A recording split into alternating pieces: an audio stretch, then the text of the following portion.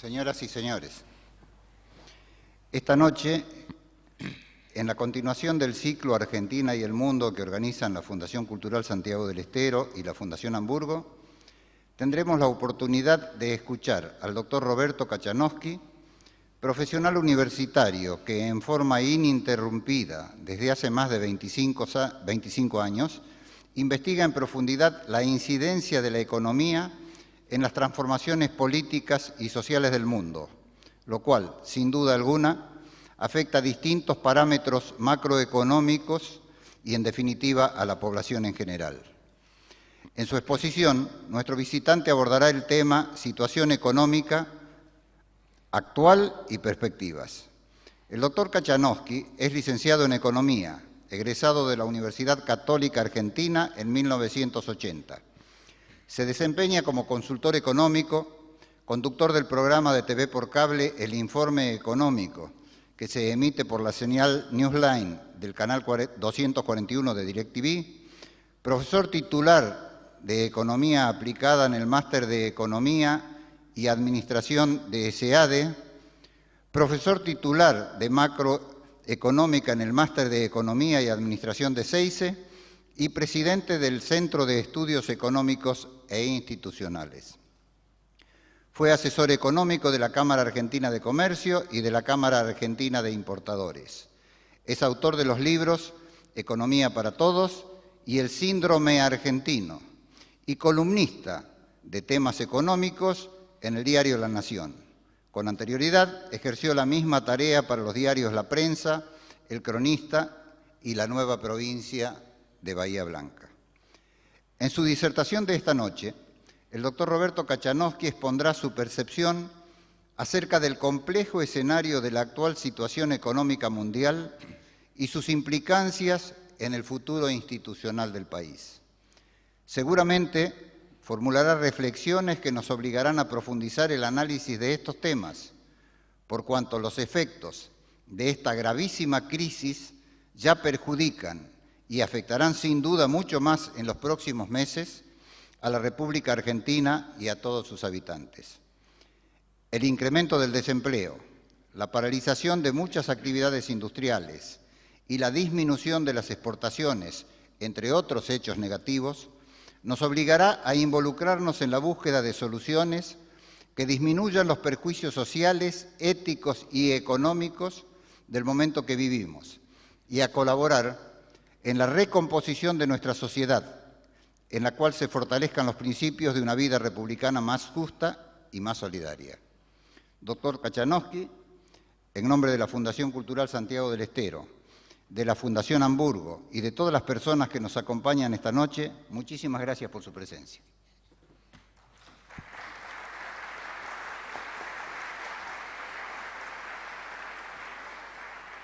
Bueno, buenas noches. En realidad el que está agradecido soy yo, al doctor y por supuesto a las fundaciones por hacer el esfuerzo que hacen.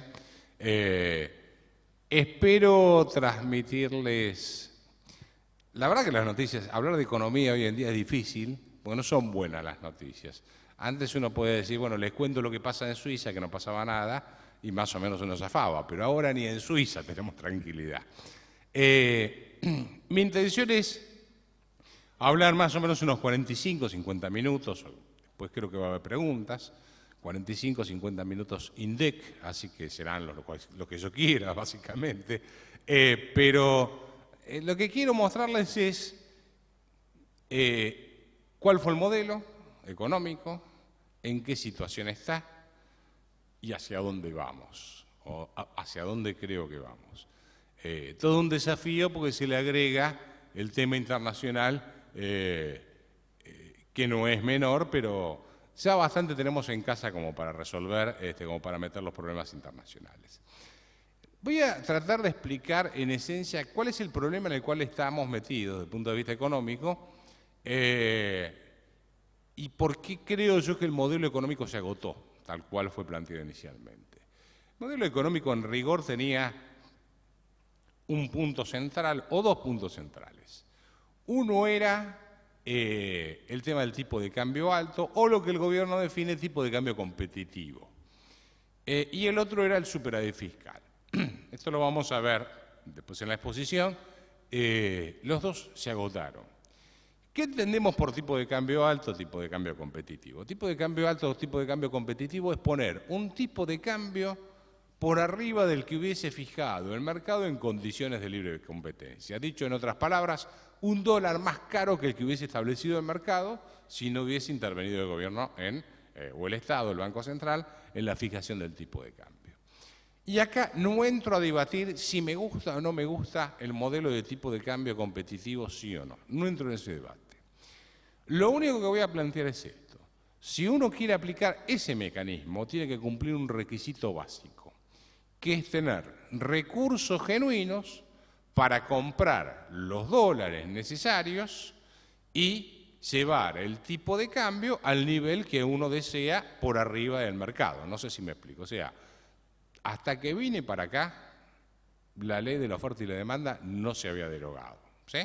¿Esto qué quiere decir? Que si la oferta es mayor que la demanda, los precios bajan, y si la demanda es mayor que la oferta, los precios suben. Muy bien. Si, digamos, el mercado por una cuestión de oferta y demanda tendía a bajar el tipo de cambio y el gobierno quería subirlo, necesitaba comprar dólares con algo. Alguien tenía que salir a comprar esos dólares para subir el tipo de cambio, ¿se entiende? O sea, compensar la falta de demanda. Y para eso necesitaba recursos genuinos. ¿De dónde surgen los recursos genuinos? De lo que se llama superávit fiscal. Muy bien. Esto por un lado. Por otro lado, ¿quiénes ofrecen dólares en el mercado? Los que exportan, o sea, el exportador vende su mercadería, recibe dólares y el gobierno lo obliga, el Banco Central lo obliga a vender sus dólares dentro de, por lo que cobra de las exportaciones, dentro de un cierto plazo. O sea, que ofrece dólares y el Banco Central le da pesos o el mercado le da pesos. Ingresan dólares, esa es oferta de dólares. Y además los que ingresan capitales. Alguien que quiere traer plata a la Argentina, ese también es, digamos, un oferente de dólares. Vamos a ponerle al ingreso de capitales cero. Entonces tenemos oferta de dólares, exportaciones. ¿Quiénes demandan dólares? Los que tienen que pagar importaciones. Traigo algún producto del exterior, tengo pesos, soy importador, compro dólares y pago en el exterior. Ese es un demandante de dólares. Y el que fuga capitales por cualquier concepto que tiene que girar al exterior para pagar intereses de deuda que tomó, para girar las utilidades de las empresas, por cualquier razón manda, o porque tiene miedo, manda dinero afuera. Va a suponerse que eso también es cero. Entonces, que el ingreso y el egreso de capitales, ¿sí? El movimiento de capitales es cero. Por lo tanto, todo quedaría circunscripto el mercado de cambios, en principio, a la oferta y demanda de dólares que se produce por el comercio exterior. ¿Me siguen? Exportaciones menos importaciones, que es el saldo de lo que se conoce como saldo de balance comercial. Cuando se exporta más de lo que se importa, el saldo de balance comercial es positivo.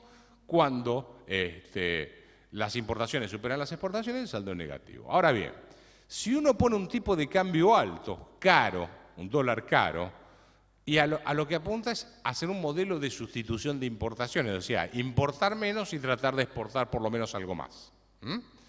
Por definición, si hay más exportaciones y menos importaciones porque pongo un dólar caro, cuando pongo un dólar caro, ¿qué hago?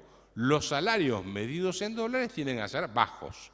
Entonces la gente gana poco medido en dólares, no puede comprar productos importados, compra productos locales, las importaciones son menores, las exportaciones se mantienen más o menos estables, el saldo de balance comercial es positivo. ¿Me siguen hasta acá o es muy complejo lo que estoy diciendo? ¿Sí? ¿Se entiende? Muy bien. Si el saldo de balance comercial es positivo, o sea, hay más exportaciones que importaciones, la oferta de dólares es mayor que la demanda. El tipo de cambio tiene que bajar y alguien tenía que salir a comprar esos dólares. Veamos el primer gráfico. Ustedes vean, se ve bien, se ve en la pantalla porque yo la tengo por atrás, ¿no? A ver si tengo la flechita para marcar, acá está. Esta barra es el saldo de balance comercial del año 2003. Las exportaciones superaron a las importaciones en 16.800 millones de dólares. ¿Cuál fue el superávit fiscal del gobierno? O sea, ¿cuál fue el resultado después de tener para el gobierno todos los ingresos menos los gastos que tuvo que pagar, medido en dólares por el tipo de cambio promedio de ese momento? 612 millones de dólares. El gobierno tenía recursos genuinos solamente de 600 millones de dólares para comprar una sobreoferta de 16.800 millones de dólares, porque estos 16.800 millones son la diferencia entre exportaciones e importaciones. El tipo de cambio hubiese bajado.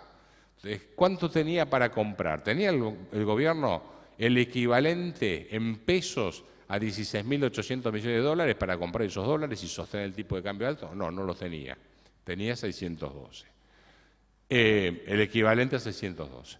Pasó lo mismo en el año 2004, en el 2005, 2006, 2007, 2008. O sea, como ustedes ven, en los últimos 6 años, lo que ocurrió es que el gobierno jamás tuvo superávit fiscal suficiente para sostener el tipo de cambio en torno a los 3 pesos.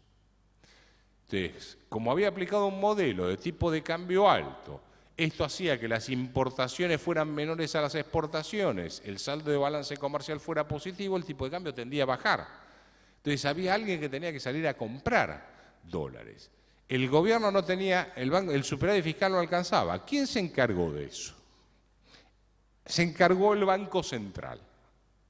¿Qué hizo el Banco Central? Emitió pesos.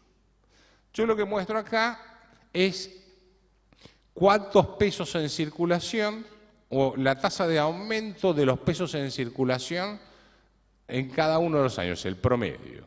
Por ejemplo, en el 2003 la cantidad de pesos en circulación respecto al 2002 aumentó un 61%. En el 2004 un 24%, 28% y así sucesivamente. Estas tasas de emisión, después vamos a ver si son altas o no.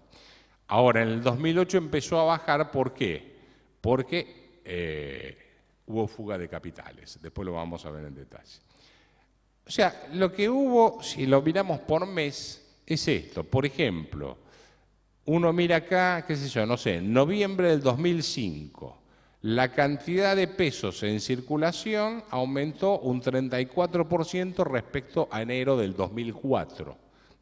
Si uno mira este cuadro, las tasas de emisión estuvieron en torno al 25% anual y después empiezan a bajar, a bajar, a bajar, ¿sí? O sea, la emisión monetaria del Banco Central baja porque tiene fuga de capitales. O sea, en vez de salir a emitir pesos para comprar dólares, tuvo que vender dólares y sacar pesos de circulación, por eso empieza a haber cada vez menos pesos en la calle. Pregunta: emitir a tasas como las que estaba mostrando recién, del 25 o 28% anual, ¿es mucho o es poco? La respuesta es esta. Vamos, antes de ir ahí. Lo primero que tenemos que tener en cuenta es que la moneda es una mercadería como cualquier otra. Cuando uno lee la historia de la moneda, yo he dado tantas clases, siempre les explico. Miren, la moneda es una mercadería como cualquier otra, fue un invento del mercado, no es un invento de los gobiernos. Antiguamente se usó el café como medio de intercambio, se usaron los clavos como medio de intercambio, el bacalao como medio de intercambio. Bueno, cada uno de nosotros tendrá algún recuerdo histórico, ¿sí? Hasta que se llegó al oro, la plata, etcétera, ¿sí? Como medio de intercambio, en una mercadería el oro que se usaba como medio de intercambio. Entonces, el problema acá es que si es una mercadería como cualquier otra, la moneda, esto quiere decir que tiene una oferta y tiene una demanda. Si yo produzco demasiada mercadería de moneda, pierde valor. Vamos a sacar la palabra moneda y pongamos tomates. ¿Qué pasa si por algún descubrimiento aumentamos, duplicamos o triplicamos o multiplicamos por 30 la producción de tomates? Y la demanda de tomates es más o menos constante. Obviamente el precio del tomate va a bajar, ¿estamos de acuerdo? Muy bien. Saquemos tomate y pongamos moneda. Si yo produzco mucha moneda, el valor de la moneda baja. O sea, el precio de la moneda baja en comparación a otros bienes. Entonces, la relación que yo hago es esta. Digo, bueno, ¿cuánta moneda estoy produciendo, por un lado, y cuántos bienes y servicios en la economía se está produciendo, por otro lado? O sea, cuántos autos, cuántos edificios, cuánto acero, cuánto trigo, cuánto turismo, cuánto servicio bancario, etcétera. Lo que se conoce como Producto Bruto Interno. Tengo todos los bienes y servicios de la economía en lo que yo llamo Producto Bruto Interno, y por el otro lado, que es la oferta de bienes y servicios, cómo está creciendo, y la producción de moneda, que es una mercadería como cualquier otra. ¿Me siguen hasta aquí? Muy bien. Entonces relaciono debido el circulante por lo que se llama Producto Bruto Interno. ¿Qué me dice esto? Que a lo largo de los 90 más o menos la relación de circulante sobre Producto Bruto se mantuvo entre el 4 y el 5%. Viene el default, la devaluación del 2002, y ustedes ven cómo la curva sube. Ahora baja de nuevo por la fuga de capitales, pero subió durante todo este tiempo hasta llegar a una relación del 7 al 8%. ¿Por qué sube la curva? Bueno, obviamente porque este sube más rápido que este. ¿Sí? Entonces, lo que está pasando es que, lo que estuvo pasando es que la producción de moneda circulante creció más rápido que la producción de autos. ¿Sí? La tasa de aumento o la cantidad de pesos que se tiraban al mercado era mucho mayor, crecía más rápidamente que la cantidad de autos, edificios, acero, trigo, vacas, todo lo que ustedes quieran en la economía, turismo. O sea, la producción de moneda fue mayor al resto de bienes de la economía y la moneda se depreció con respecto al resto de los otros bienes. Esto dicho en castellano básico y latín es inflación. O sea, lo que tuvimos fue un gobierno que quiso poner un tipo de cambio alto, no tuvo el superávit fiscal que tenía que tener para poder sostener ese nivel de tipo de cambio y le dijo al Banco Central, poné a funcionar la máquina de imprimir billetes y comprá dólares. ¿Correcto? Entonces, emitió y generó el proceso inflacionario que vimos al principio, hacia fines del 2005, cuando Labaña era ministro de Economía. Yo no sé si ustedes recuerdan, pero hacia fines de, yo no me acuerdo, octubre, noviembre del 2005, hizo un acuerdo solo por el tema de lácteos, carnes y pollo. Bueno, después renunció Labaña, vino Miseli y bueno, una serie de cosas allá en el medio. La inflación siguió creciendo y los controles de precios fueron crecientes. En algún momento, ¿se acuerdan de Felisa Miseli? La del bolso en el baño. Que dijo en algún momento, nosotros no controlamos los precios, controlamos rentabilidad, una cosa toda confusa, qué sé yo. Y bueno, y la inflación se les empezó ahí porque la tasa de emisión era muy grande.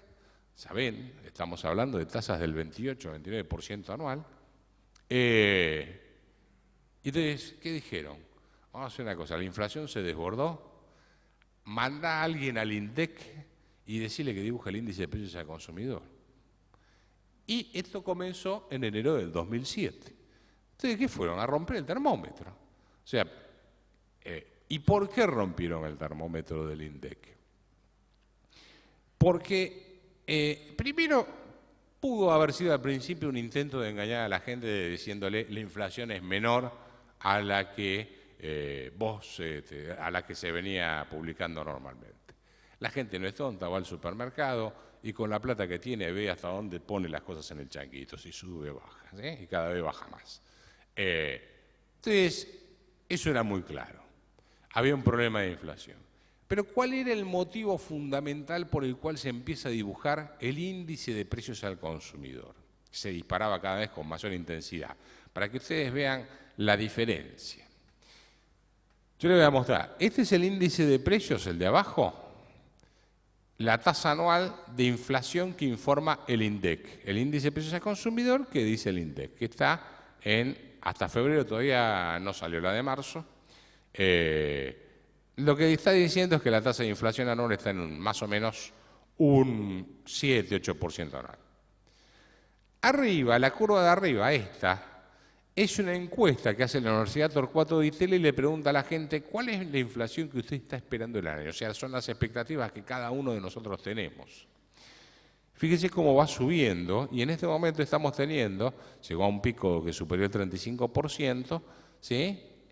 al mes de marzo las expectativas inflacionarias de la gente en todo el país, es promedio país esto, está en torno al 31-32%.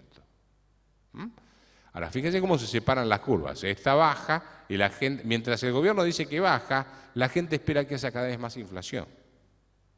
¿Sí? ¿Cuál de las dos es relevante? Las dos. Esta, por dos motivos. Y es por eso que no lo van a transparentar nunca. Primer paso, primera cuestión.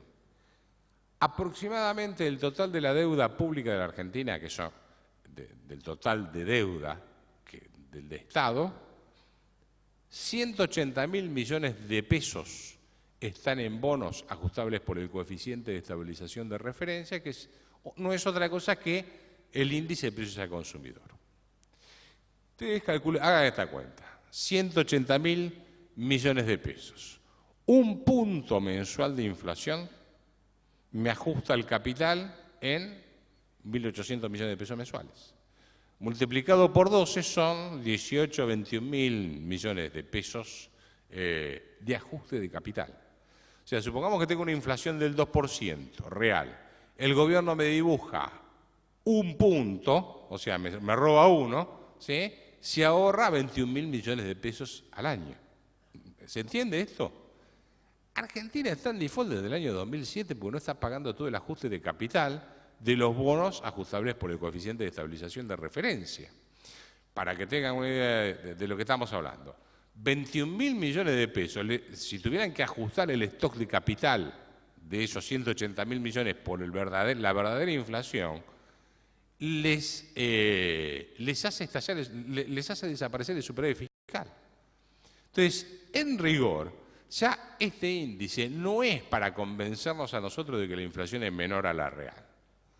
En rigor es para no pagar la deuda que hay que pagar. Están defaulteando la deuda y por eso los bonos bajan de valor. Porque el mercado dice, vos me robas por este lado, entonces yo te digo que el bono vale menos, nadie lo quiere comprar. Hay bonos que rinden el 60% de rentabilidad y a pesar de eso nadie los quiere comprar. O sea que no hay riesgo, no hay tasa de rentabilidad que cubra el riesgo argentino en este momento. Entonces, uno de los motivos por los cuales no van a corregir esto es porque si llegan a sincerar el índice de precios al consumidor, le estalla la deuda. Más de los problemas que tenemos para el segundo semestre. El segundo tiene que ver con el tema de la pobreza. Usted sabe que acá hay un gran debate cuanto a la pobreza, etc. Voy a tratar de ser lo más claro posible sobre cómo se calcula la pobreza y la indigencia. La pobreza se calcula de esta manera. Hay 3 tipos de hogares. Voy a tomar, por ejemplo, el INDEC dice hogar tipo 3. Es un matrimonio de 30 y pico de años con 3 hijos, uno de 1 año, 2 y 3, 4, no me acuerdo, una cosa por el estilo, chicos. Entonces dice, bueno, esa familia necesita consumir alimentos, de acuerdo a las edades, hace una serie de tablas, y dice que son determinadas calorías para no desnutrirse. Entonces necesita tanta carne, verduras, frutas, lácteos, etcétera, ¿sí? Y dice, bueno, y además necesita algo de lácteos y algo de transporte y algo de medicina. Es como un índice de precios al consumidor, pero muy chiquitito. Entonces dice, hoy el INDEC dice, una familia compuesta por ese matrimonio con 3 chicos de esa edad, que necesita tantas calorías y tanto de viaje y tanto de salud, etcétera, si gana 950 pesos, puede, la canasta de bienes y servicios que necesita para consumir y no desnutrirse y poder curarse y poder transportarse y comprarse un par de zapatos cada año, cuesta 950 pesos. ¿Sí? Todo aquel que gane menos de 950 pesos mensuales es pobre. El que gana más de 950 pesos mensuales está por arriba de la línea de pobreza. Entonces, ¿qué pasa? Esa canasta la sacan del índice de precios al consumidor. ¿Sí? Dicen, claro, la carne no aumentó la verdura, no aumentaron los lácteos, etcétera. Entonces lo que hacen es dibujar el valor de la canasta, ¿se entiende? Entonces cuando yo dibujo el valor de la canasta, todo aumento de salario nominal me pone mucha gente por arriba del nivel de la pobreza. El problema es que puedan comprar la canasta esa realmente, pero eso es es una mentira estadística, no sé si me explico. Ustedes saben que hay tres tipos de mentiras: la mentira lisiciana, la mentira piadosa y las estadísticas. Uno con las estadísticas puede decir lo que se le da la gana. Yo digo, aumentó la producción en 100%, sí, porque pasamos de 1 a 2, es verdad. Ahora, si mi promedio era 50 de producción, estoy diciendo la verdad, pero una verdad que es distorsionada. Bueno, acá lo que están haciendo es decir que la pobreza es menor porque están dibujando la canasta, el valor de la canasta. Esa canasta por ahí no vale 950 pesos, vale 1.500, no sé. Entonces quedaría mucha gente por arriba del índice de pobreza. Por eso hay estimaciones privadas que se encargan de valorizar la canasta y están diciendo, mira, la pobreza es del 30%, no es del 18, 14, no sé cuánto está diciendo el gobierno ahora. Es del 30%, está creciendo la pobreza. Y siempre que hay inflación, la pobreza crece porque los salarios crecen más lentamente que los precios. Y la indigencia es lo mismo, pero con una canasta de bienes más chica. O sea, dice el hogar tipo 3, matrimonio con 3 hijos, pero comen menos arroz, no cambian los zapatos, van caminando, etc. Bueno, entonces, hay dos razones por las cuales no van a cambiar esto. Uno, porque si sinceran el índice de precio al consumidor, les estalla la deuda. Dos, porque tendrían que reconocer que la pobreza y la indigencia en la Argentina, a pesar de lo que todos los días nos repiten por televisión desde la Tril, aumentó. Y aumentó mucho. Y la indigencia también. Entonces sería mostrar un fracaso. Y la de arriba, ¿por qué es importante esta? Porque me define el comportamiento de cada uno de nosotros. O sea, tenemos pesos. Si nosotros esperamos que la inflación va a ser del 30%, los que tenemos algunos años más decimos, bueno, sabemos que si nos quedamos con la plata en el bolsillo es como una barra de hielo que se derrite. ¿Qué tengo que hacer? Comprar algo que me cubra contra la inflación, porque yo con 100 pesos hoy compro una determinada cantidad de bienes. Si espero un mes, esos 100 pesos no me permiten comprar la misma cantidad de bienes, voy a poder comprar menos. Entonces el que tiene excedentes, ¿qué hace? Si todo compra dólares, por ejemplo. O sea, el comportamiento, o anticipo compras si puedo, pero básicamente lo que hace la gente es huir del dinero, es lo que se llama fuga de la moneda. La gente no quiere tener pesos porque Argentina es drogadicta en materia de emisión monetaria, es borracha, ¿sí? Es alcohólica.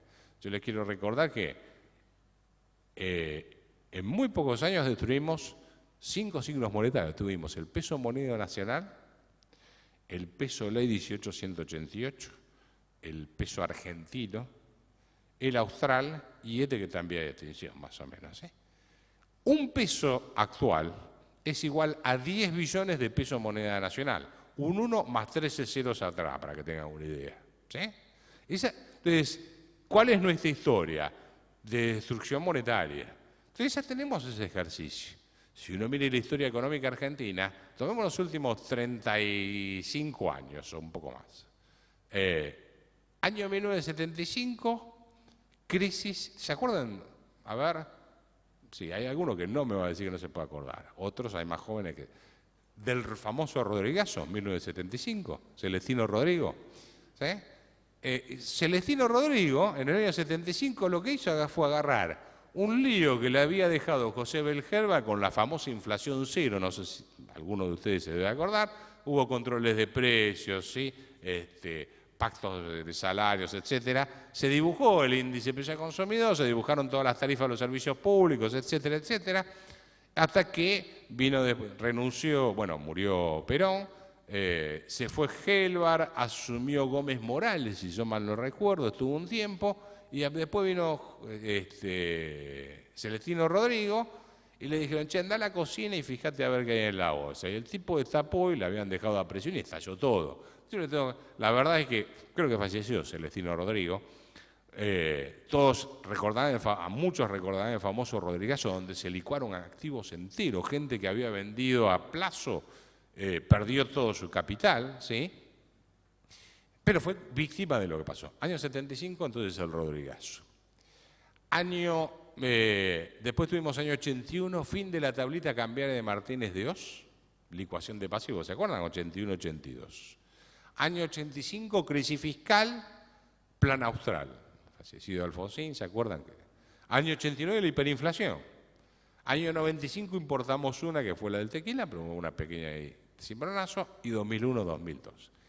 En promedio, cada 6 años, 7 años, esto explota por todos lados, ¿sí? Y estamos ya cumpliendo la fecha de cumpleaños correspondiente, estamos más o menos ahí.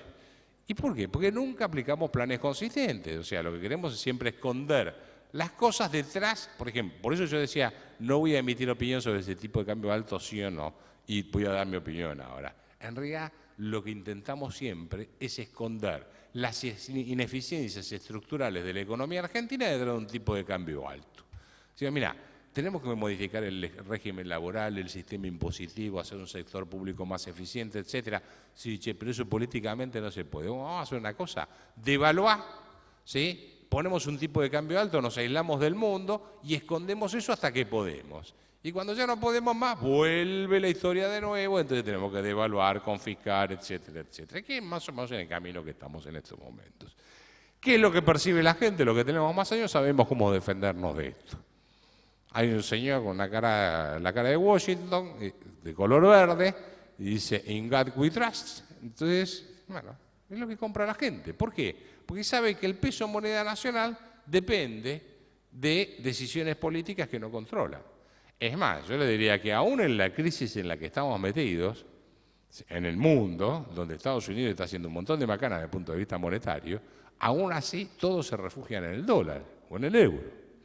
Ahora, yo le pregunto a ustedes, tienen pesos y dólares, ¿sí? O tienen un ahorro y tienen que ahorrar para el largo plazo. ¿Qué eligen, pesos o dólares? ¿Pesos o dólares? Dólares, muy bien. ¿Alguno de ustedes alguna vez se metió en el sitio de la Reserva Federal para ver qué hay respaldando cada dólar que hay en circulación? No. ¿Y por qué compran dólares o compran euros? Porque confían en que las instituciones jurídicas, políticas y económicas de Estados Unidos y de la Unión Europea van a cometer locuras, pero no tan grandes como las que hacemos nosotros, como destruir una moneda. ¿Sí? Entonces, acá es mucho más fácil meterse en el Banco Central, uno se mete en el Banco Central y mira más o menos lo que tiene, aunque últimamente es otro INDEC porque esconde todos los datos. Pero más allá de eso, ¿por qué compramos dólares y euros? Porque en realidad es todo, desde que en 1972, si mal no recuerdo, Richard Nixon declaró la inconvertibilidad del dólar al oro, ¿sí? Todo el sistema monetario internacional funciona en lo que yo llamo patronaire. ¿Qué hay detrás de cada yen, de cada euro, de cada dólar? La confianza que tenemos en los gobiernos que no vayan a hacer grandes desastres con su sistema monetario. Bueno, y como en la Argentina venimos de una historia de destruir un signo monetario atrás de otro, de una explosión cambiaria atrás de otro, y de confiscación y demás, cada vez que vemos que hay un problema salimos corriendo a comprar lo que consideramos que tiene menos, digamos, grado de volatilidad desde el punto de vista de la seriedad institucional. Entonces, si la gente está esperando que la inflación sea alta, lo que hace es muy fácil. Dice, bueno, esta moneda va en vía de extinción, voy a poder comprar cada vez menos, compro dólares y ahí tenemos las presiones cambiarias. ¿Qué es lo que pasó? Espere que me estoy yendo. Yo les dije, acá hubo una emisión monetaria muy alta. El objetivo era tener un tipo de cambio competitivo, lo que se llama tipo de cambio competitivo. Muy bien. Este gráfico que les voy a mostrar es esto, se lee así. Es un número índice, digo 100, ¿sí? Diciembre del 2001. En diciembre del 2001, precariamente, aunque sea precariamente, todavía estaba el 1 a 1, la convertida, porque la devaluación fue en enero, ¿se acuerdan? Entonces, lo que voy haciendo es agregar las tasas de devaluación del dólar, la curva de arriba es cómo evolucionó el dólar, ¿sí? Y la de abajo es el índice de precios mayoristas del INDEC. Tomo el del INDEC, el oficial. Entonces miro, en última instancia lo que hago es ver cuánto aumentó el dólar y cuánto aumentaron los precios mayoristas entre febrero del 2009 y diciembre del 2001. ¿Qué me dice esto?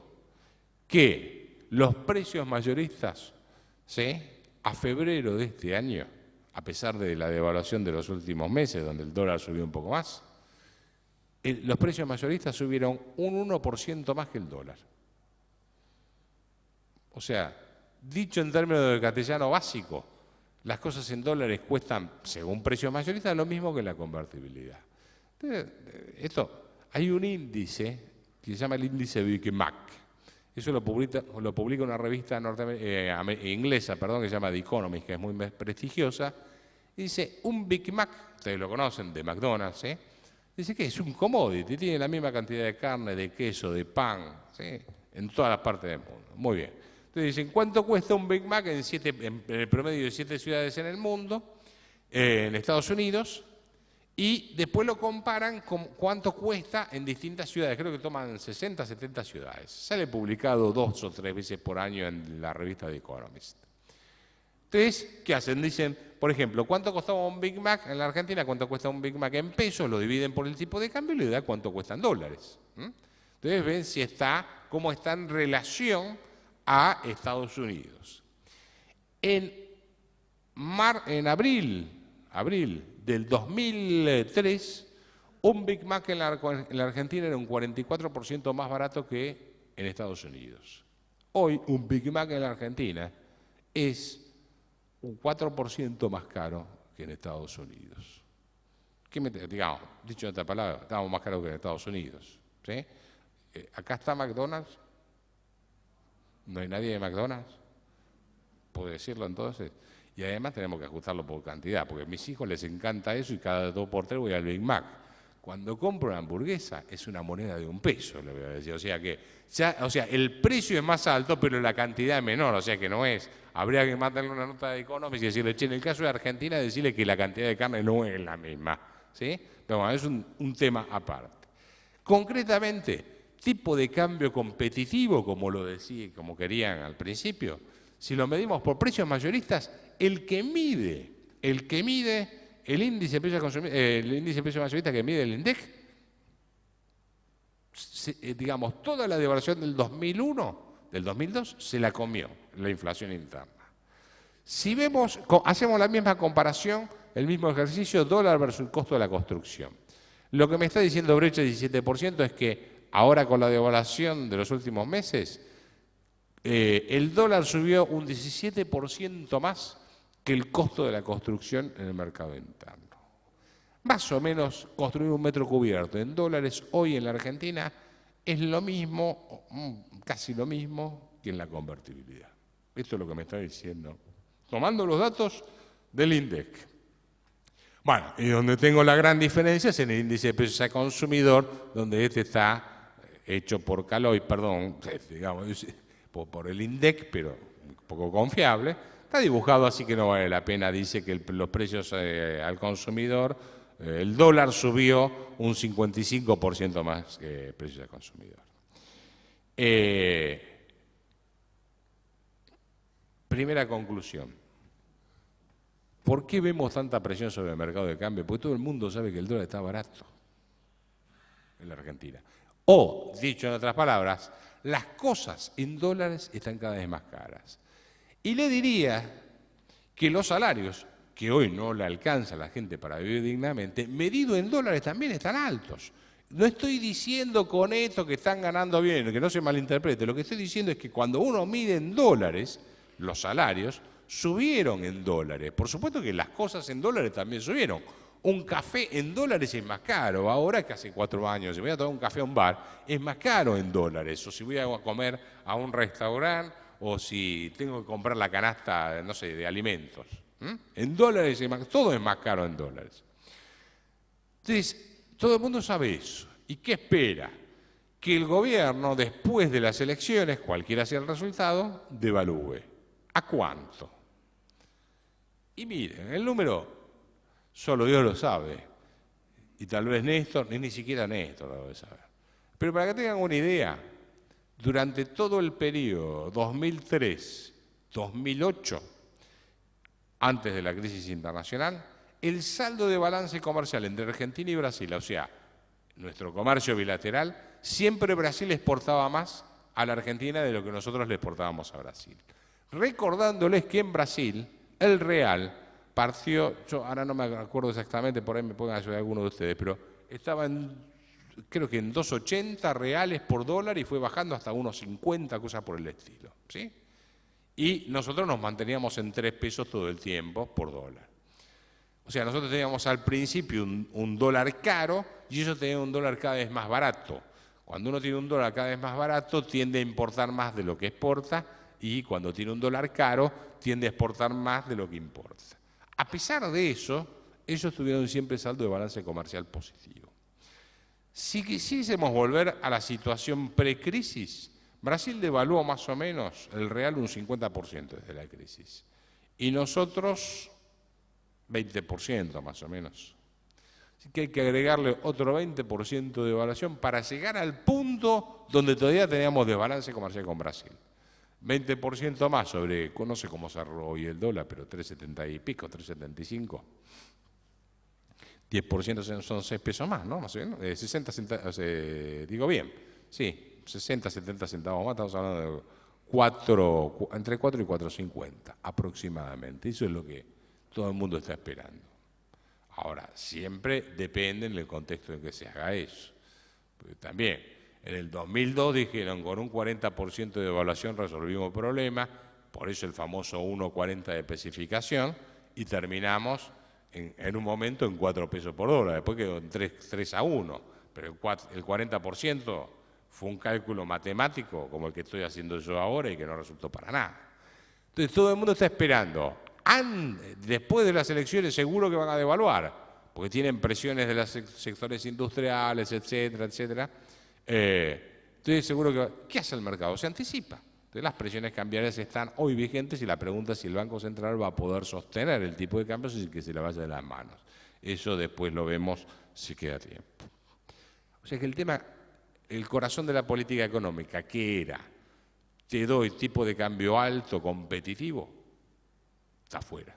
Si quieren volver a eso, antes hay que devaluar. Y una devaluación significa pérdida de ahorros para los que tengan pesos, entonces la fuga de pesos a dólares va a ser obviamente muy fuerte, ya lo es hoy.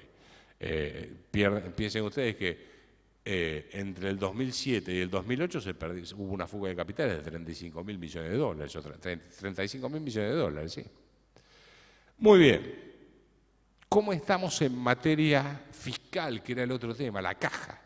La caja con la que manejo el poder político.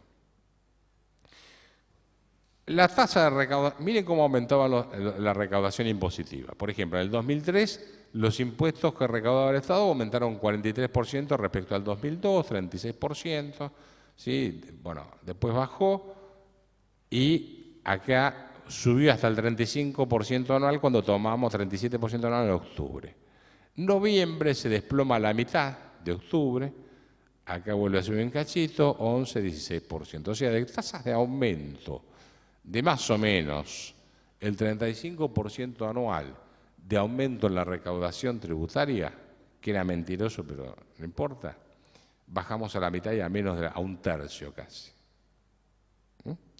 ¿Por qué digo que? Porque en realidad acá se estaba cobrando, aumentaba el IVA, uno miraba, aumentó la recaudación de IVA, qué sé yo, no sé, 2008 contra 2007, ¿sí? Pero ojo, que era sobre niveles, estaba cobrando el 21% sobre niveles de inflación del 25%, por lo tanto, obviamente el IVA me iba a aumentar. O el impuesto al cheque, estoy aplicando impuestos sobre niveles de precios cada vez más altos. O el famoso impuesto a las ganancias, se está cobrando sobre ganancias que no existen, porque como los balances no se pueden ajustar por inflación, lo que estoy haciendo es cobrar un impuesto sobre el patrimonio de las empresas, estoy confiscando patrimonio. Pero bueno, aún con todo eso, tenían esa recaudación, le daba una caja, y en eso estaba la Argentina, como diría Cristina, estábamos armando un lío bárbaro con las tarifas de los servicios públicos, estábamos con Moreno apretando a las empresas para que no vendieran, o vendieran al precio que querían y para que no exportaran, estábamos con una inflación creciente. En eso estaba la Argentina, vino el mundo y dijo el rey está desnudo. ¿Por qué? Se acabó el precio de la soja, no hay más forma de financiar esto. No sé si soy claro. ¿Sí? O sea, el mundo no fue el que generó la crisis en la Argentina. La crisis la compramos solo, aunque no hubiese pasado nada en el mundo, nos pegábamos la piña por la inflación que había. Ahora se redujo un poco la tasa de inflación, porque con la recesión muchos salen a vender los autos como pueden, las casas como pueden, etcétera. Pero la realidad es que el problema lo teníamos sin necesidad de que el mundo hiciera nada. Si yo tuviera que decir el 100% del problema que tenemos, cuánto le corresponde a la crisis, a problemas internos y cuánto internacional, yo diría 80 es nuestro, 20 del mundo. Ahora, déjenme mostrarles este numerito. Este es un cuadro que le voy a explicar en qué consiste. Sector público nacional sin transferencias automáticas. Ustedes saben que la nación recauda ciertos impuestos y los coparticipa automáticamente. Por ejemplo, el IVA, el impuesto a las ganancias. Entonces, ¿qué es coparticipar? La AFIP recauda y le transfiere automáticamente todos los días a las provincias, de acuerdo a un porcentaje, lo que corresponde.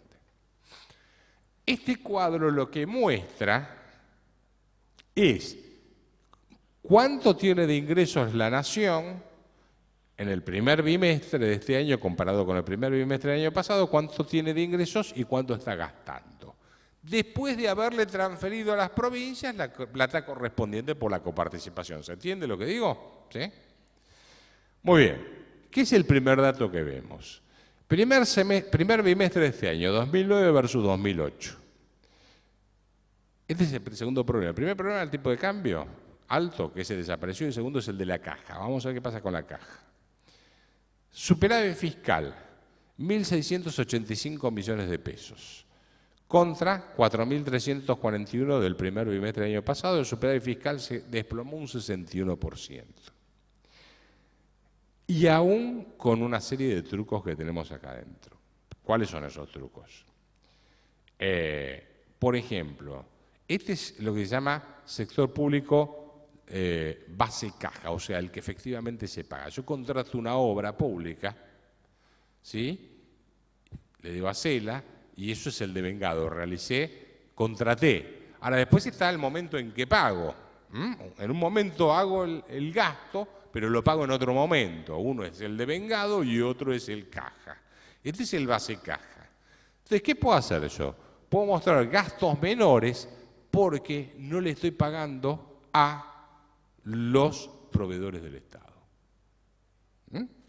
No sé si habrán leído una nota en La Nación donde parece que el otro día un proveedor importante de Néstor, de materia de obra pública, se agarró a trompada porque le debe 300 millones de pesos y no le paga.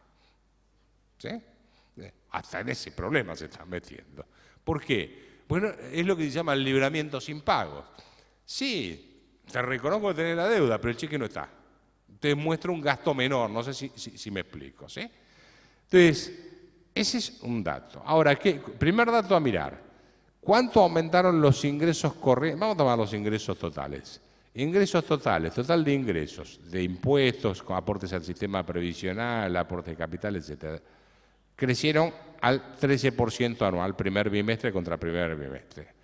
Egresos, ¿cuánto aumentaron? 24%. O sea que los gastos aumentaron el doble de lo que aumentaron los ingresos.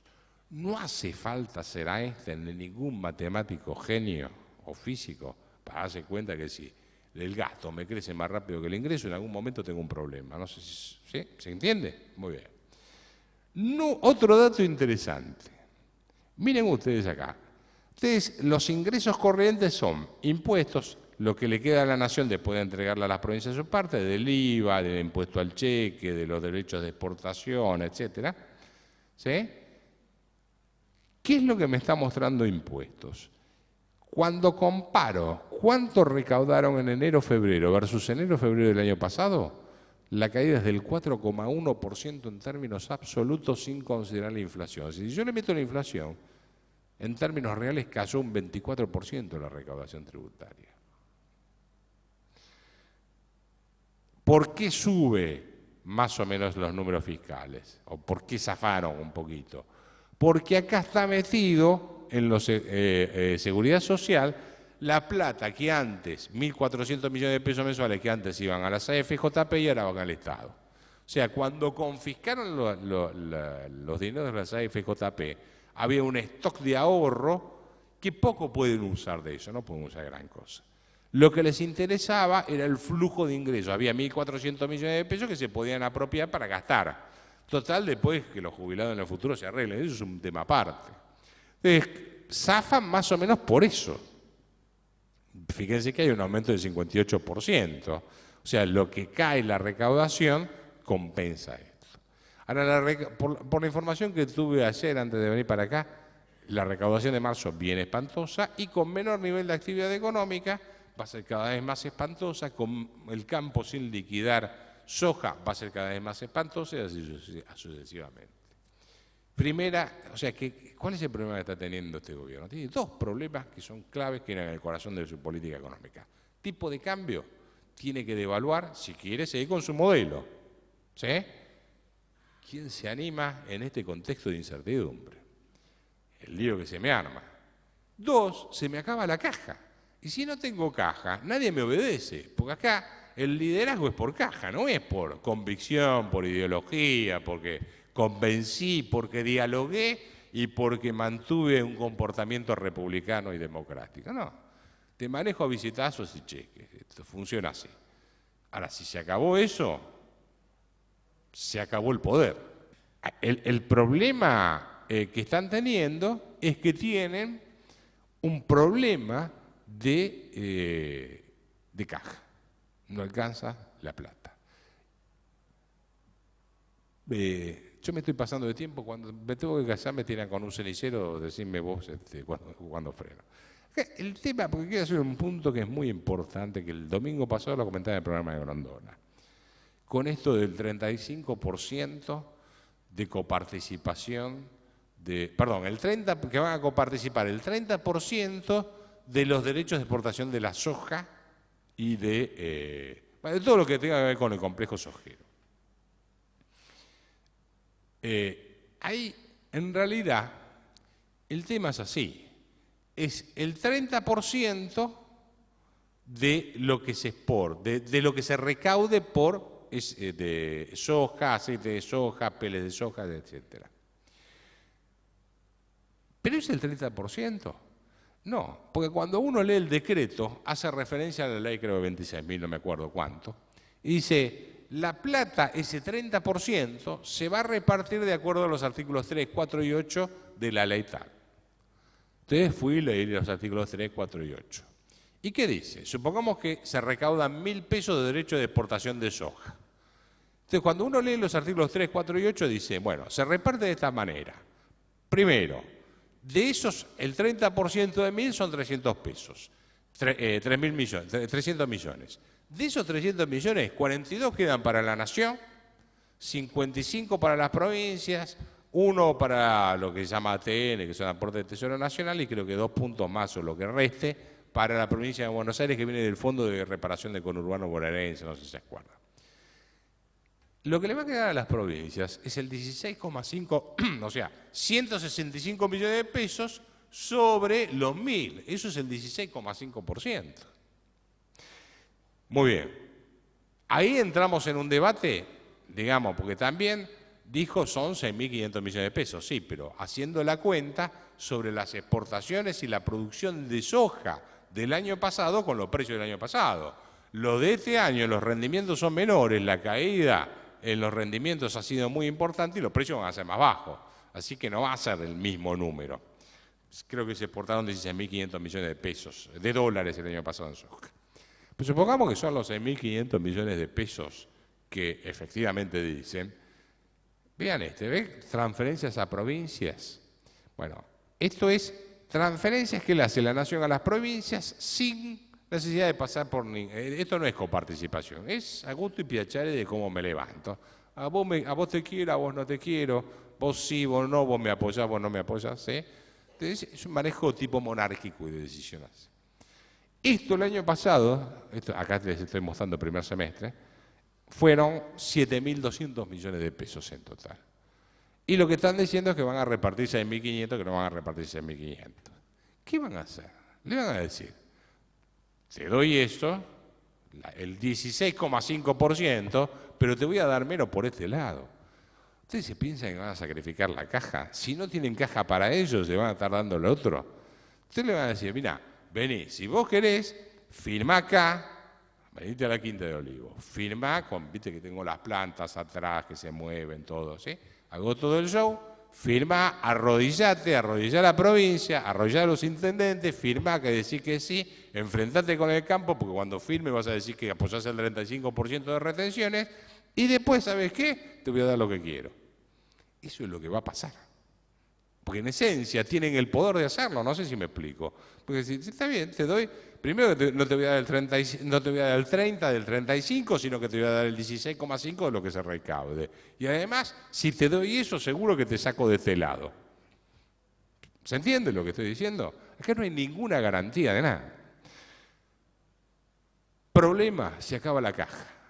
O sea, si la actividad económica sigue cayendo, esto se ve reduciendo, el superávit fiscal está a punto de desaparecer, porque 600, 800 millones de superávit fiscal mensuales no es nada para los vencimientos de deuda que tenemos, así que por eso se está pensando que en el segundo semestre del año puede haber un default. Y entonces, tipo de cambio competitivo desapareció, superávit fiscal se pulveriza. Las provincias entran en serios problemas. Fíjense ustedes que, por ejemplo, por coparticipación federal, en enero del 2009 las provincias recibieron 5.500 millones de pesos. En enero del 2008, 5.400. ¿Qué quiere decir esto? Que con una inflación de mínimo el 25-30%, las provincias tienen que empezar a enfrentar aumentos de salarios para la policía, los jueces, los docentes, etc. Y claro, creen que se van a salvar con el 30% de la coparticipación, pero no va a llegar nada. Y la caja del gobierno tampoco alcanza para salvar el problema de las provincias. Por eso se está hablando de que vuelven los bonos estos famosos. ¿Se acuerdan los patacones? Yo tengo por acá uno de la provincia de Catamarca, a propósito, guarde como recuerdo. El gasto público en la Argentina, lo que pasó es que si uno lo mide en dólares, nación, provincias y municipios todos juntos, está más alto medido en dólares que en la época de la convertida, cuando el dólar era barato. Entonces, ¿con qué se quedaron? Si lo mide contra el Producto Bruto está en el 44%. Se quedaron con un gasto público altísimo, jubilaron gente que no se tenía que jubilar, repartieron plata a lo loco, etcétera, etcétera, en la época de la soja, ¿sí? Y de golpe se frenó la actividad económica, hicieron lo imposible para que se frenara, porque fueron en conflicto con el campo inútil, paralizaron la actividad del campo, vino la crisis internacional, entonces se quedaron con el gasto arriba y los ingresos abajo. Entonces acá esto es muy fácil, o bajan el gasto, o tienen que sacar la plata de algún lado, si no quieren bajar el gasto. Y la plata la puedo sacar o con impuestos o con confiscaciones. Ya se confiscaron lo de las AFJP, ¿sí? ¿Qué les queda por confiscar? No sé qué es eso, la caja de seguridad, que todo el mundo anda loco. Yo estuve en Montevideo 3 veces el año pasado y este año también me fui. Dice, la cantidad de argentinos que vienen acá a contratar caja de seguridad es impresionante, ¿sí? Es un negocio fenomenal. Hasta las casas de cambio dan ese servicio. ¿Y más impuestos? ¿A quién le van a cobrar más impuestos? Si nadie está produciendo nada, no hay sector que tenga rentabilidad prácticamente. Así que tenemos un problema de caja grave. Voy terminando. Índice de confianza del consumidor. La pregunta acá es, ¿vas a cambiar el auto? ¿Vas a comprar una heladera nueva? ¿Querés, digamos, vas a comprar algún tipo de bien te querés mudar, etcétera?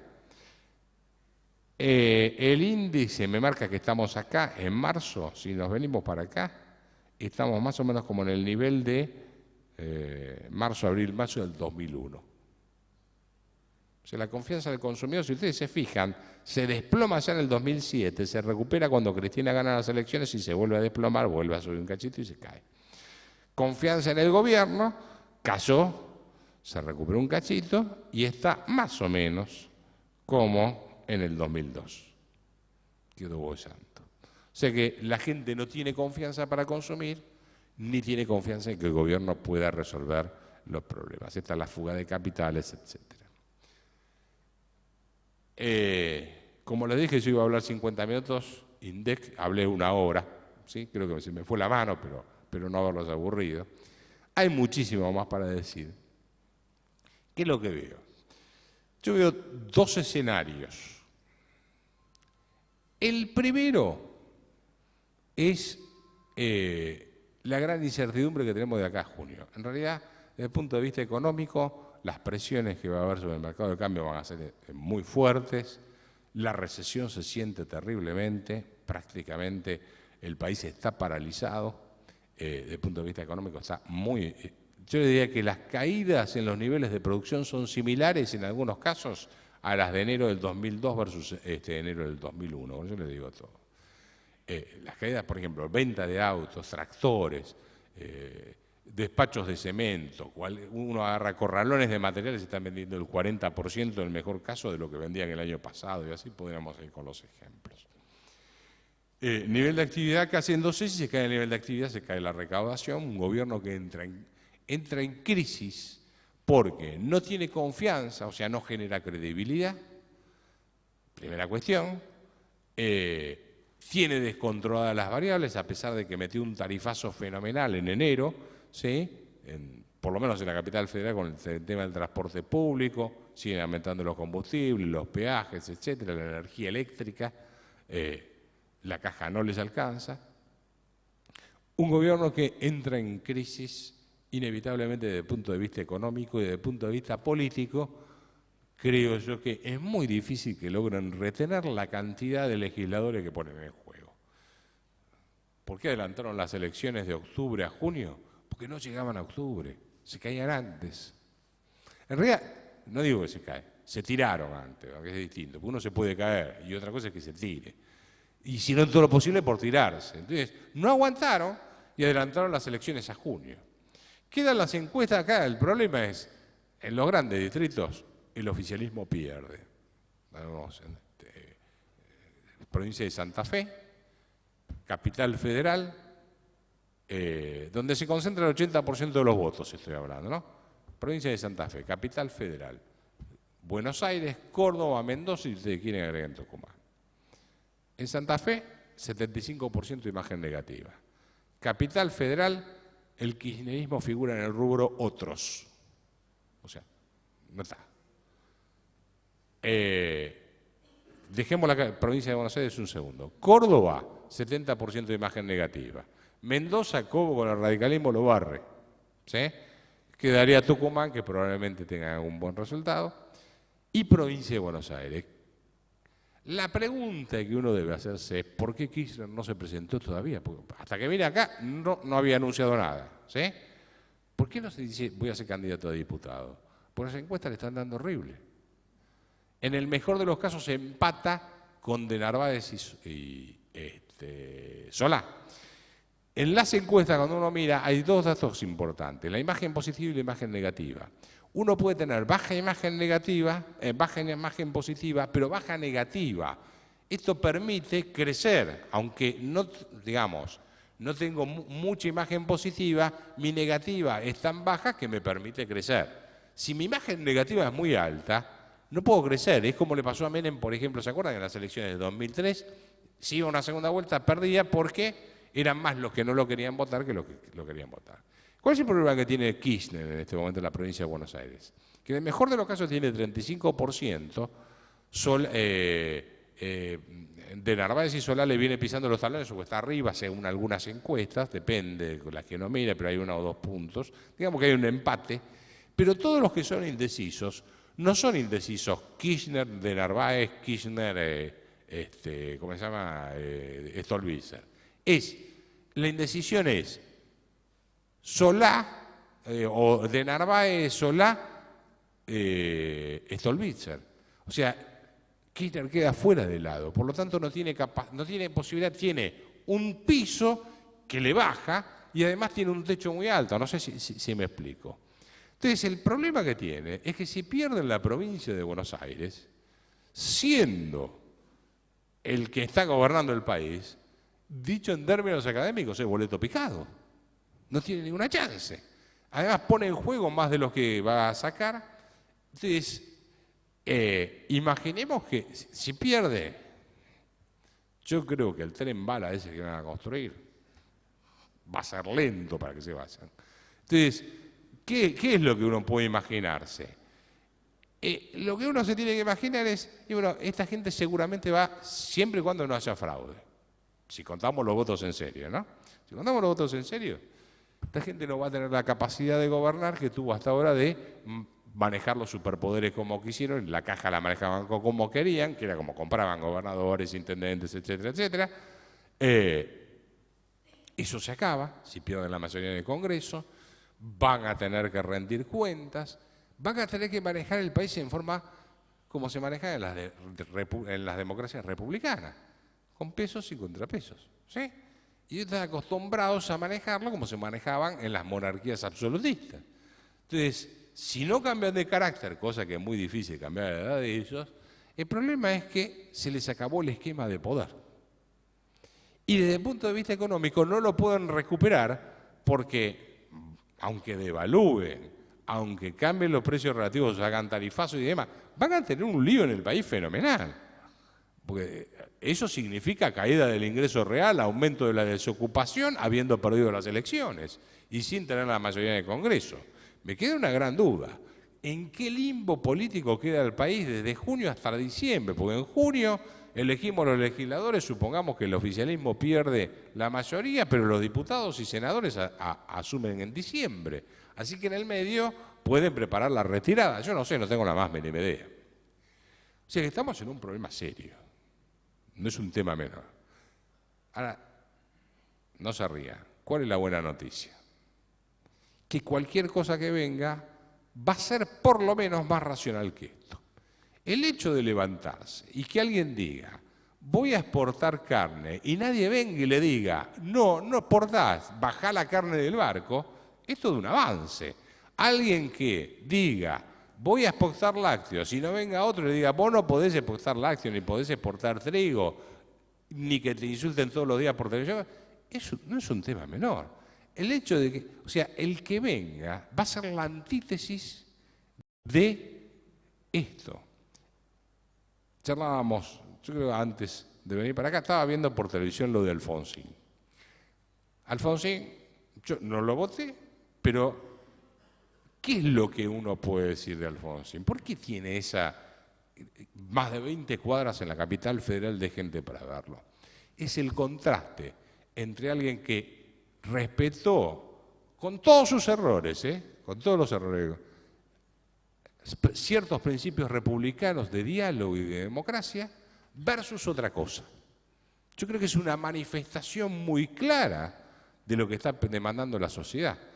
Porque la sociedad en general, cuando le va bien las cosas, ¿sí?, cuenta los billetes y uno dice, che, mirá que las instituciones están haciendo pomada. El tipo dice, sí, qué barbaridad, y sigue contando.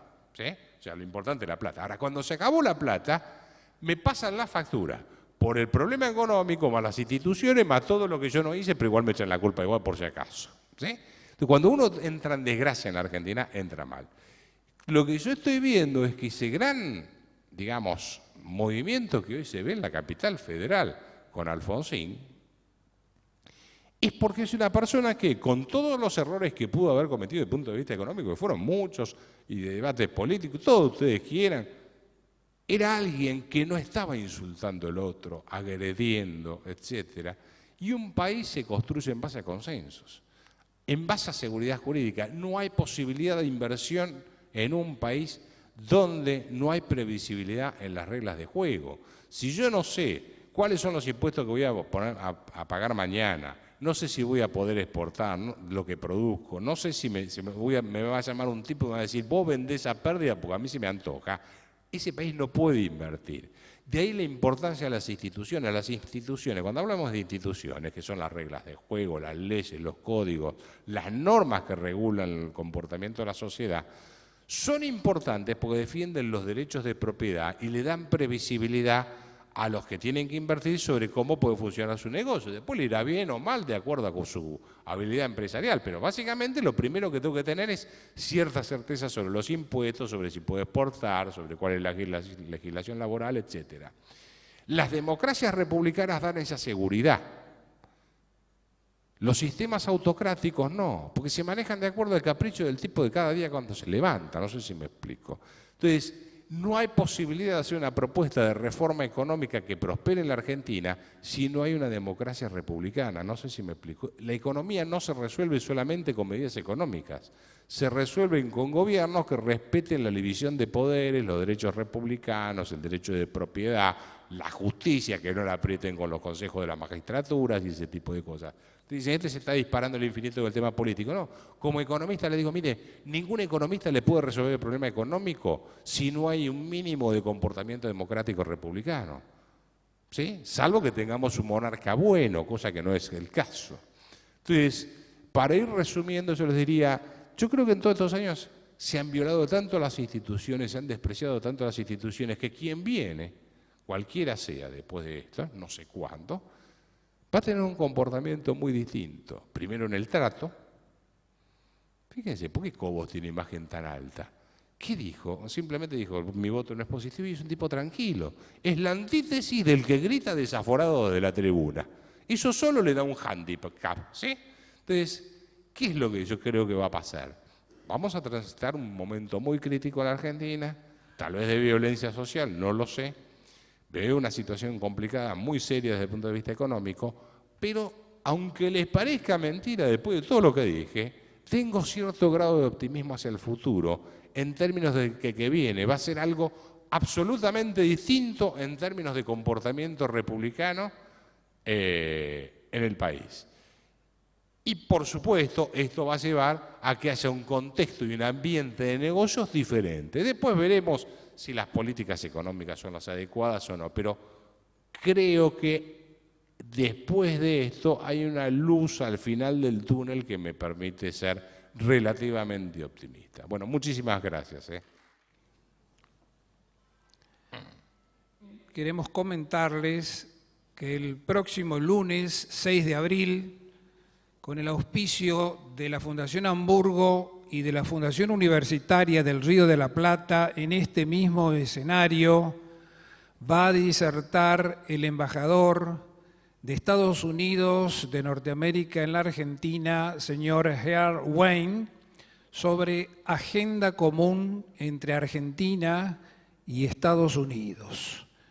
Va a realizarse la conferencia a las 12:30, hora tal vez un poco incómoda, pero que obedece a la acomodación a los horarios de la visita oficial que el embajador va a realizar a nuestra provincia, o sea, viene invitado por el gobierno de Santiago del Estero.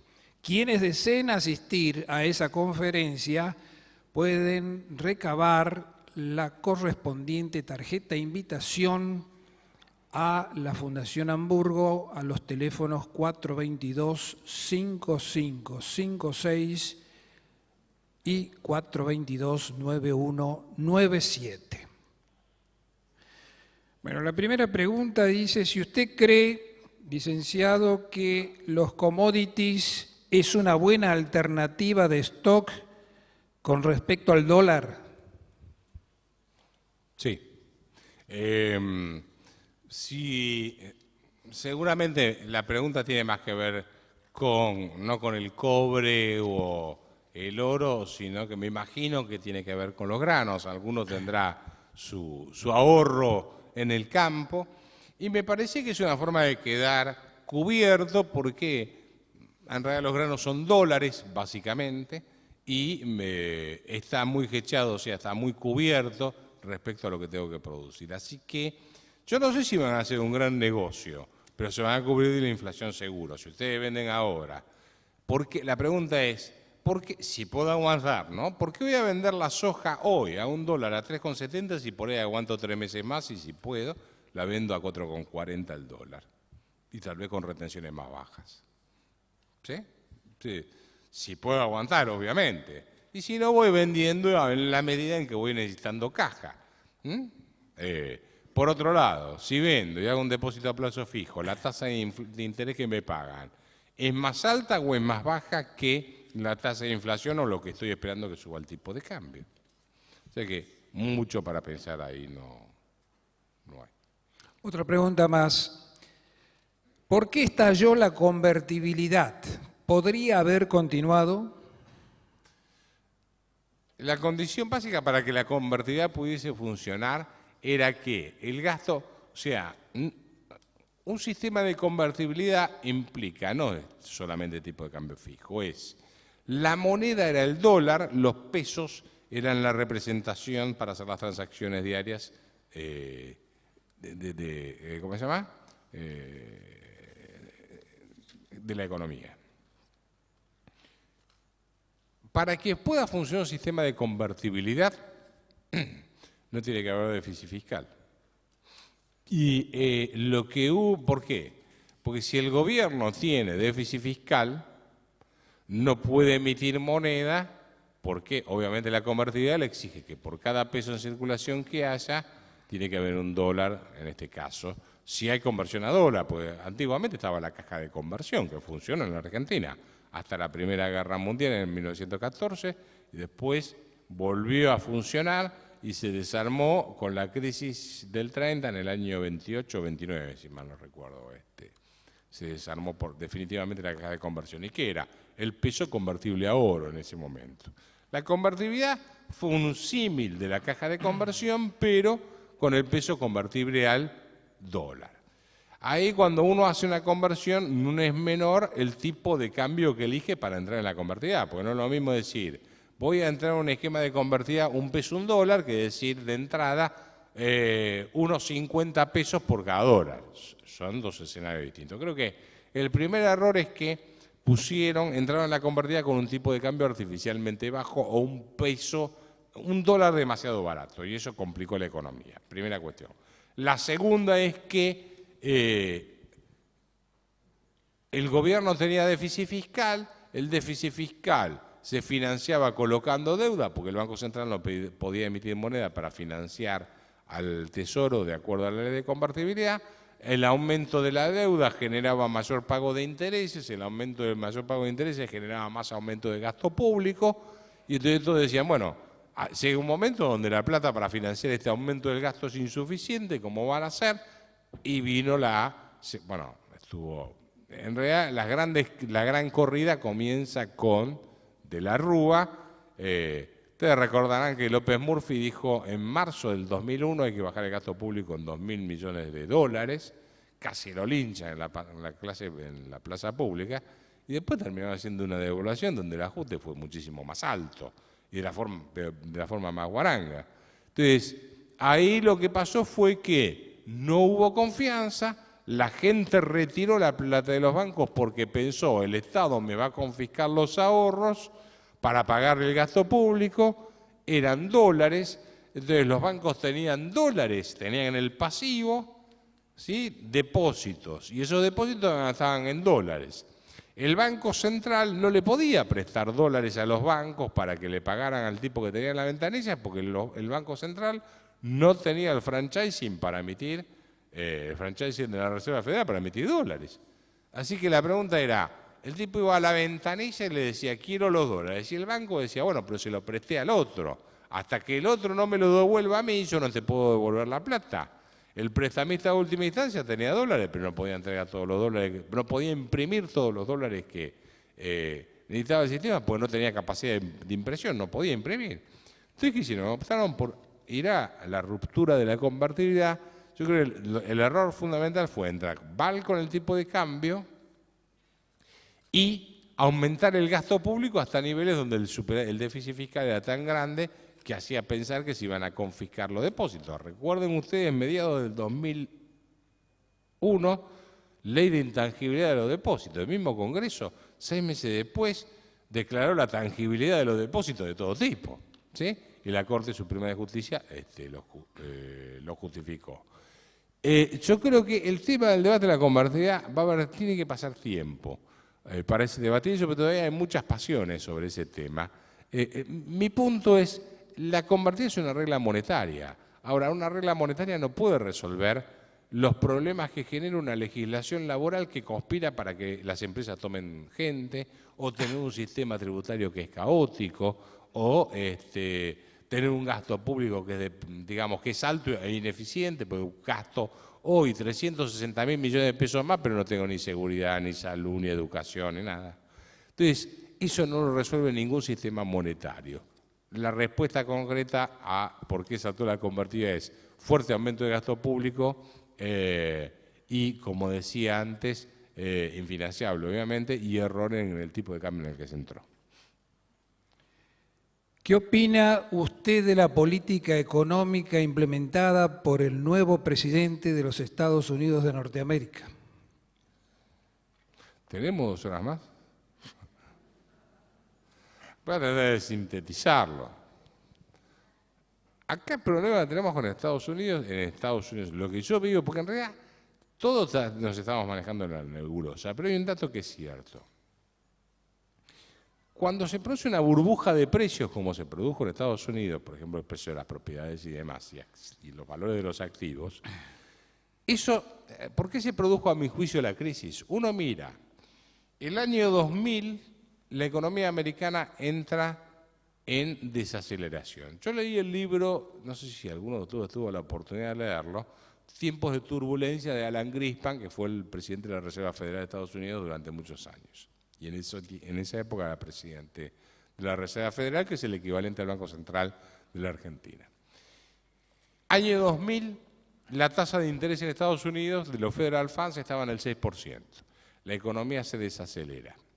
Empieza a bajar un poco la tasa de interés, viene el 2001, septiembre 11, recuerdan ustedes, los 2 aviones contra las Torres Gemelas, pánico, recesión, tercer trimestre del 2001, hay una caída del Producto Bruto en Estados Unidos. Entonces acelera la baja en la tasa de interés hasta niveles del 1%.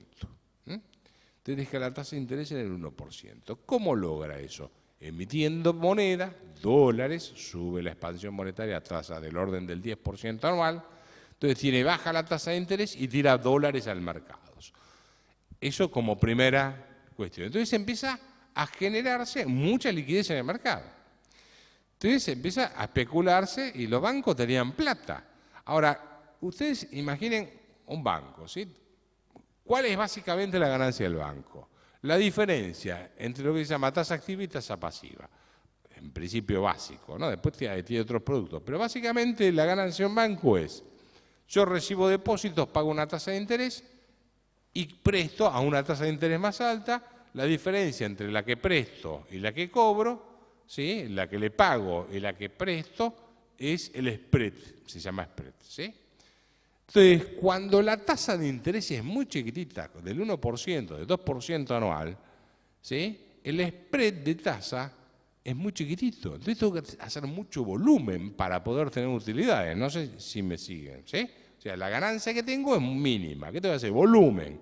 Entonces empezaron con las famosas hipotecas, entre otras cosas, con las famosas hipotecas subprime. Entonces dijeron, que se pasaba un tipo que estaba sentado en una casa que se le caía a pedazos, estaba sin trabajo, me dice, ¿vivís acá? Sí. ¿Querés comprar la casa? Yo te presto la plata. Es más, te doy hasta para comprar el aire acondicionado. Y ese tipo, en realidad, no tenía, no solo ni capacidad para pagar la cuota, no tenía, aunque vendiera la casa, ni siquiera valía lo que valía la casa para pagar. Creo que se llaman ninja, ¿no? No income, no shop, ninja, y era no assets, o sea, el tipo no tenía ni ingreso, ni trabajo, ni activo para pagar los créditos que estaba tomando. Por eso dice ninja. No sé si vieron en alguno de internet el famoso, les llaman los créditos ninja, ¿no? El tipo no tenía ni ingreso, no income en inglés, no job, no tenía trabajo, no assets, no tenía activo suficiente para hacer frente a la deuda. Frente a todo eso, ¿sí? La inflación empieza a acelerarse y ¿qué hace Greenspan? Empieza a subir la tasa de interés. Entonces, los tipos que habían tomado créditos ven que la tasa de la cuota la empieza a crecer, no puede vender, no puede pagar la cuota, él tiene que empezar a entregar las hipotecas. Obviamente el tema es mucho más complejo porque se crearon paquetes con deudas hipotecarias donde parte eran de estas subprime, partes eran razonables y partes eran más o menos razonables. Entonces agarraron a los japoneses, a los alemanes, a los, qué sé yo, no sé, a los ingleses, a los italianos, y decían, vení, comprate esto que te da un rendimiento de tanto, y se fue propagando. Entonces, cuando aparece la crisis de la subprime, que hasta donde yo vi no representaba más del 8% del total de los créditos del sistema financiero. El problema que produjo es todos los bancos empezaron a dudar entre sí si aquel tenía muchas hipotecas tóxicas o no. Al mismo tiempo, como estaba perdiendo con esas hipotecas, empezó a vender acciones empiezo a vender acciones en las que estaba ganando, vendo acciones de Microsoft, de Ford, etcétera, baja el valor de los activos, etcétera. Ese, digamos, estoy sintetizando una crisis mucho más grande. ¿Qué es lo que está haciendo el gobierno? Ahí viene la respuesta. Yo creo que en esos casos lo que hay que hacer es dejar que los mercados determinen el valor de los activos. Si estoy forzando a que no bajen el valor de los activos, el mercado no termina de ajustar nunca. Entonces puedo estar tirando plata, y no pasa nada. ¿Saben cuánto aumentó la cantidad de dinero emitido por la Reserva Federal entre enero del 2009 y enero del 2008? 102%. Es un número guarango al estilo argentino. ¿Sí? 75% fue 35, 75, 102%. O sea, cuando uno mira año contra año, noviembre, diciembre, enero, ¿sí? Tasas fenomenales. ¿Y qué pasa? No pasó nada. Porque los bancos recibieron esa plata y la volvieron a depositar en la Reserva Federal para decir, mirá que tengo reservas, tengo suficientes reservas, yo no tengo ningún problema, tengo capacidad de pago. Entonces, es dinero que se emite, se queda en los bancos, no se presta a nadie y no se reactiva el consumo, ni la inversión, ni nada que se le parezca.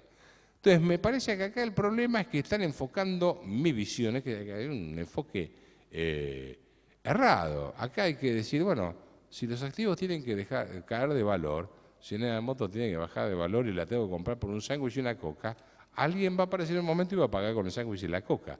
Y ahí se reactiva el mercado. Pero nadie va a pagar por activos valores artificialmente altos sabiendo que valen menos, no sé si me explico.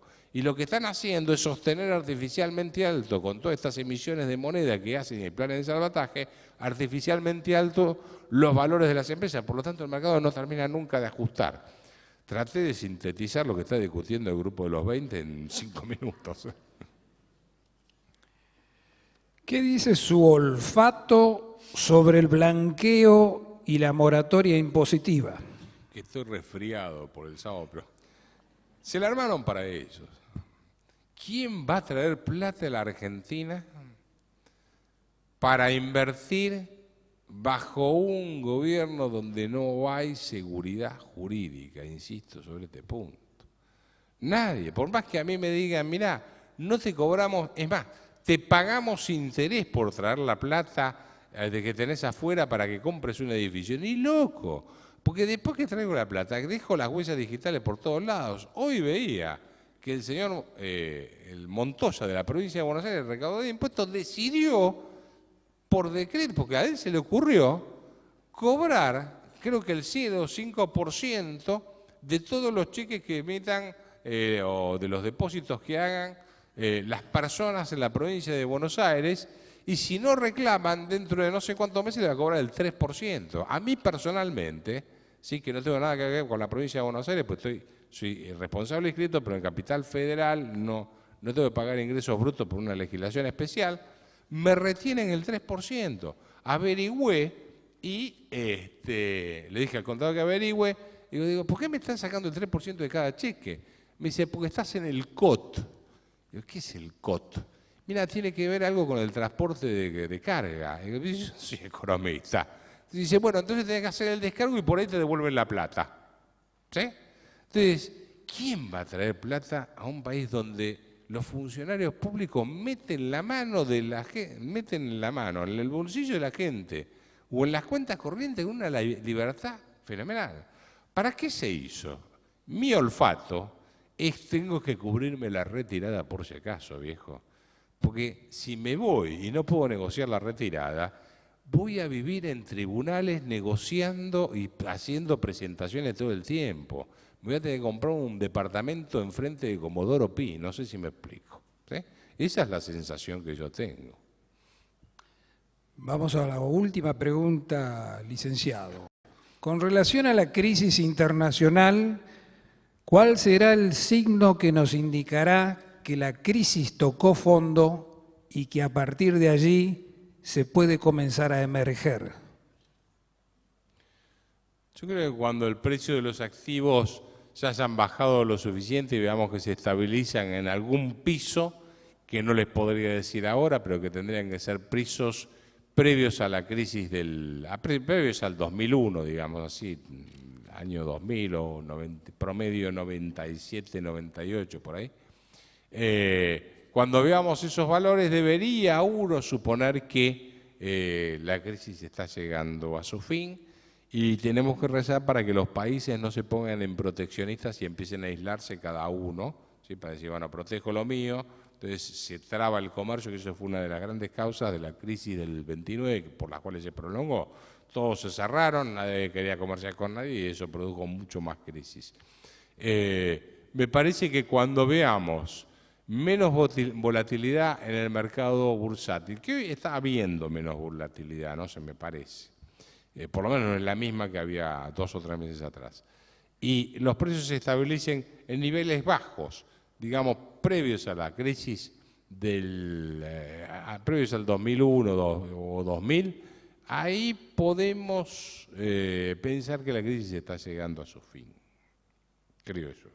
Muy bien, esta es la última pregunta. De esta forma llegamos al final de este encuentro con el licenciado Roberto Kachanowski, a quien agradecemos en nombre de las instituciones auspiciantes su concurso y su predisposición para el público de Santiago del Estero.